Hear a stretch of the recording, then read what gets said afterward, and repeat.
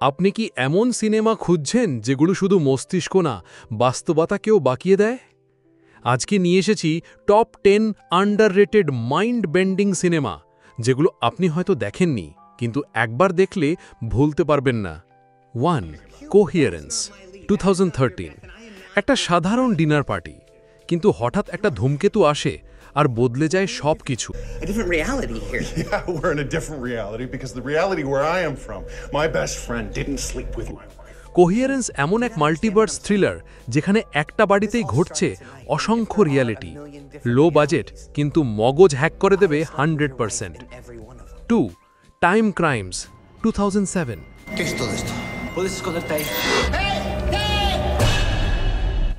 একটা Spanish cinema, নামটা শুনে কিছুই বুঝবেন না, কিন্তু সিনেমাটা একদম টাইম ট্রাভেল গেম চেঞ্জার। একটা ভুল ডিসিশন, একটার পর একটা টাইম লুপ, আর একটা মানুষ নিজেরই খোঁজে পালাচ্ছে। 3. Triangle, 2009। You know what I do when I have a bad dream? একদল মানুষ ঘুরতে যায় সমুদ্রে। ঝড়ের পর তারা ওঠে এক অদ্ভুত জাহাজে, যেখানে সব কিছু হচ্ছে আবার।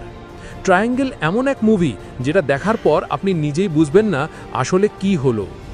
4. এনিমি, 2013। ডিরেক্টর ডেনিস ভিলনুয়া, আর এক নয় 2 জেক গিলেনহল। একজন মানুষ হঠাৎ দেখতে পায় তার মতো দেখতে আরেকটা মানুষ, এবং তারপর যা হয় সেটা দেখলে মাথা ঘুরে যাবে। 5. The invitation, 2015। ডিনারে আমন্ত্রণ পেলেও সাবধান থাকুন। একজন পুরনো বন্ধুদের সাথে দেখা করতে যায়, কিন্তু সেখানে কিছু অদ্ভুত কিছু ঘটতে থাকে। এই মুভিটা স্লো বার্ন, কিন্তু শেষটা একেবারে ধামাকা। 6. The machinist, 2004। ক্রিশ্চিয়ান বেল তার শরীরকেও বলি দিয়েছেন এই চরিত্রের জন্য। ঘুমহীন এক মানুষ I haven't slept in a year.